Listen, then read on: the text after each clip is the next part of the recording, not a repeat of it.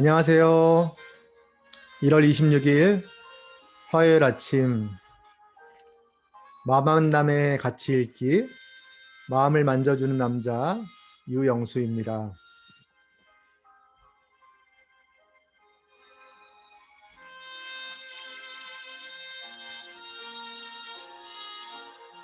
네, 오늘 아침은 색스폰으로 연주하는 소리를 들으면서 마음만남의 같이 읽기를 시작해 보려고 합니다.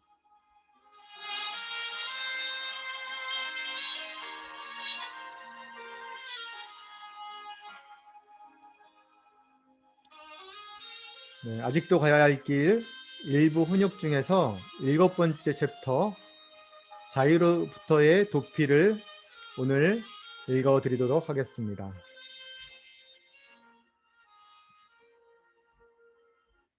페이지 수는 55페이지고요. 자유로부터의 도피.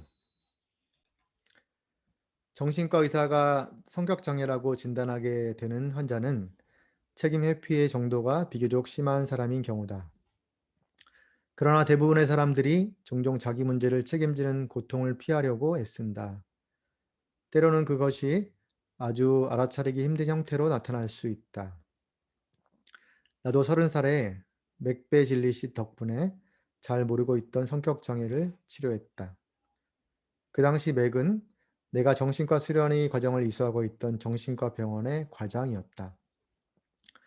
이 병원에서 동료 수련의와 나는 교대로 세 환자를 맡았다.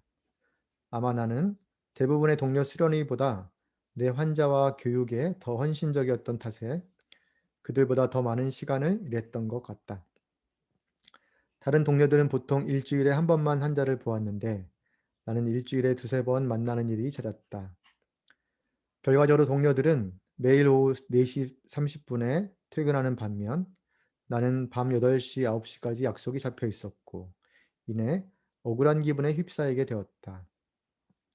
점점 억울함이 더해가고 더 지치게 되자 무슨 대책을 세워야 한다는 것을 깨달았다. 그래서 닥터 베질리에게 가서 상황을 설명했다. 나는 혹시라도 몇 주 동안은 새 환자를 맞는 차례를 빼줘서 그동안 밀릴 일을 할 시간이 날지도 모르고 아니면 그가 어떤 다른 해결책을 생각해낼 수도 있겠다고 생각했다. 맥은 한 번도 내 얘기를 중단시키지 않고 아주 열심히 귀를 기울여 들었다. 내가 이야기를 끝내자 잠시 침묵을 지킨 후 그는 매우 공감한다는 표정으로 말했다. 자네에게 문제가 있다는 것을 알 수 있네. 나는 그가 나를 이해해 주는구나 싶어서 기분이 좋아져서 말했다. 고맙습니다. 이미 일을 어떻게 해야 될까요? 이 말에 맥은 대답했다. 스캇, 말하지만 자네는 문제가 있다니까. 이것은 내가 기다리던 답이라고 할 수 없었다. 나는 약간 화가 나서 말했다. 네, 그렇습니다. 저도 제가 문제가 있다는 것을 알죠. 그래서 선생님을 만나러 온 거 아닙니까? 제가 어떻게 해야 된다고 생각하세요? 맥은 대답했다. 스캇, 정말 내가 무슨 소리 하는지 못 알아듣는 것 같군. 자네 이야기를 듣고 자네 말에 동의하고 있는 거라고. 자네는 문제가 있어. 내가 말했다. 젠장. 제게 문제가 생겼다는 것을 압니다. 이미 알고 있으니까 여기 온 거 아닙니까? 문제는 제가 어떻게 해야 할지입니다. 맥은 대답했다. 스캇, 내 말을 들어보게. 다시 이야기할 테니 잘 들어봐. 자네 말이 맞아. 자네는 문제가 있다는 거지. 특별히 시간에 문제가 있어. 자네의 시간 말이야. 내 시간이 아니고 내 문제가 아니라는 거지. 자네의 시간에 생긴 자네의 문제란 말이지. 스카펙, 자네의 시간에 문제가 생긴 거야. 내가 할 말은 이것이 전부네. 나는 붕괴하며 돌아서 맥의 사무실을 성큼 나와버렸다. 그리고 한참 동안 분해했다. 나는 맥 베질리를 증오했다. 맥 베질리. 네. 3개월 동안이나 그를 증오했다.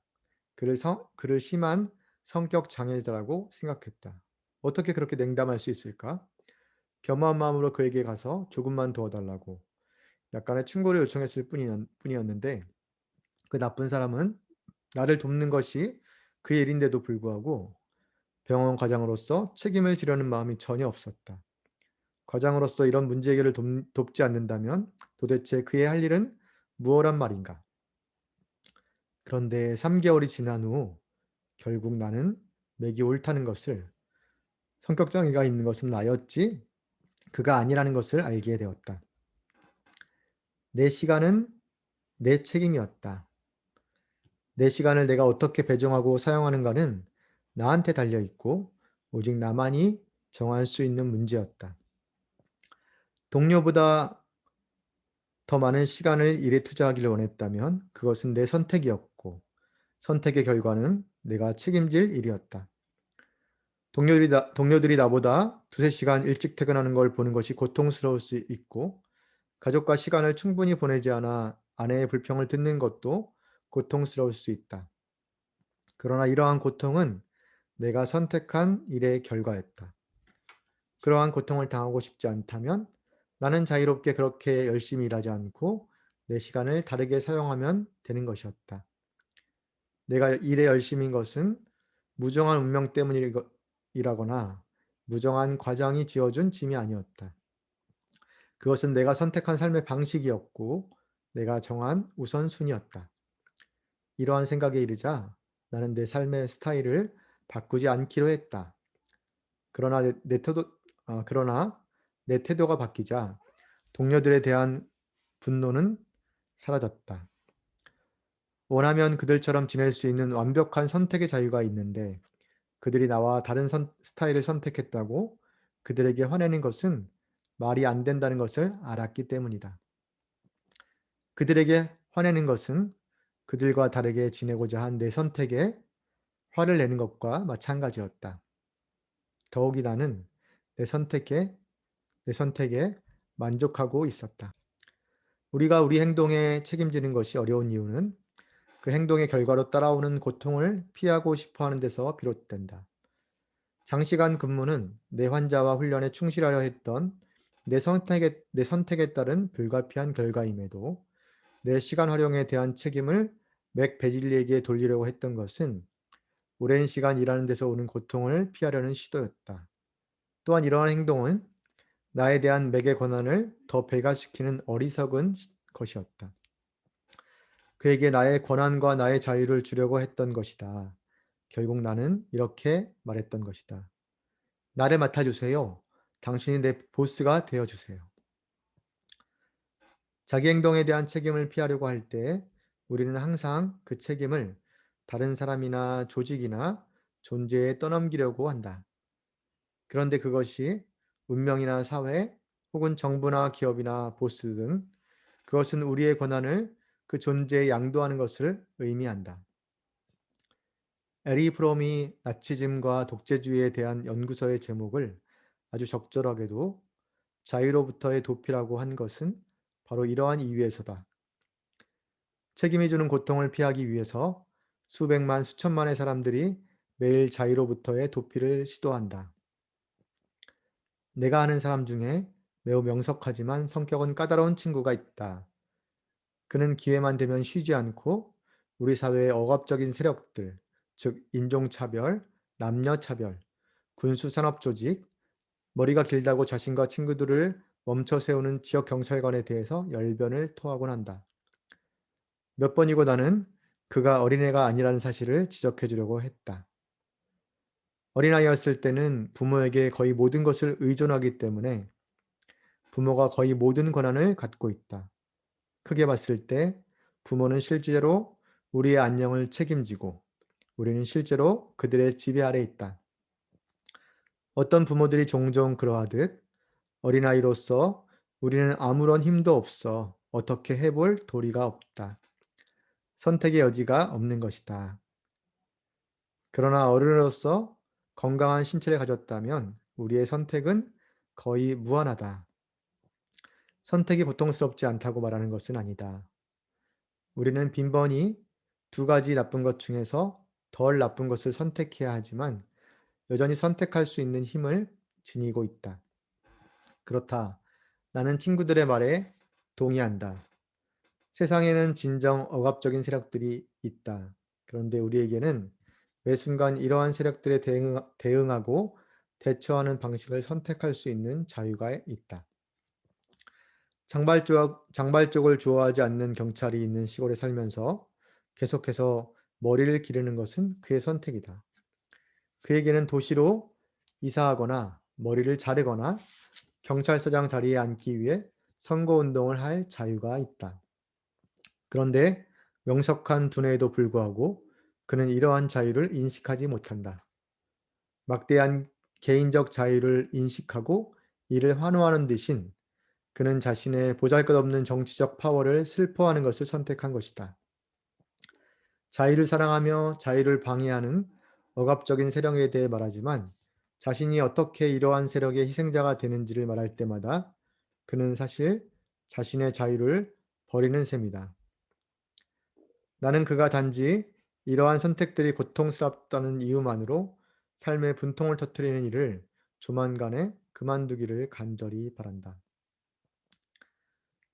힐드브러치 박사는 심리요법 학습의 서문에서 기본적으로 모든 환자들은 똑같은 문제, 즉 무력감, 다시 말해 상황을 대처하고 바꿀 수 없다는 두려움과 심적 믿음이라는 똑같은 문제를 갖고 심리 치료사를 찾아온다고 말한다. 대다수의 환자들이 겪는 이러한 무력감의 뿌리에는 자유의 고통에서 부분적으로나 완전히 도피하고 싶은 욕망과 부분적으로나 완전히 자신의 문제와 삶에 책임지지 못하는 패배감이 깔려 있다. 사실 자신의 권한을 버렸기 때문에 무력감을 느끼는 것이다. 언제가 됐든 치유가 되려면 그들은 성인의 삶이란 온통 개인적 선택과 결정의 연속이라는 것을 알아야만 한다. 완전히 이것을 받아들일 수 있으면 자유로워진다. 이를 받아들이지 않는 한 그들은 영원히 자신을 희생자라고 느낄 것이다.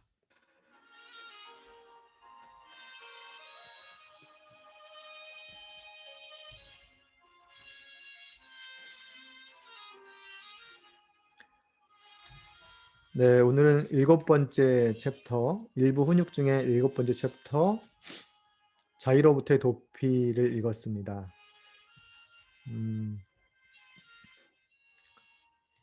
이 책의 저자 스카펙이 자기의 경험을 아주 진솔하게 개방했는데요.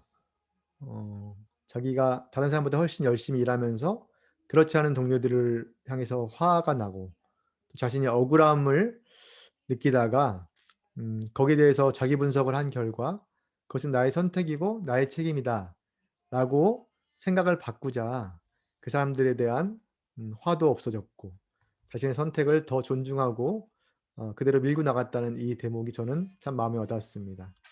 음, 똑같은 상황이고 똑같은 환경인데 어떻게 마음을 먹느냐에 따라서 우리의 상황은 정말 찬란하게 빛이 날 수 있고 칠흑 같은 어둠이 될 수 있다는 것을 오늘 읽은 장을 통해서 저는 확인할 수 있었습니다. 네, 여기까지 마만남의 가치 읽기, 아직도 가야 할 길 편 오늘 읽어드렸고요. 오늘 하루도 정말 즐겁게 우리에게 주어진 하루의 삶을 누리시는 여러분 되시길 바랍니다. 감사합니다.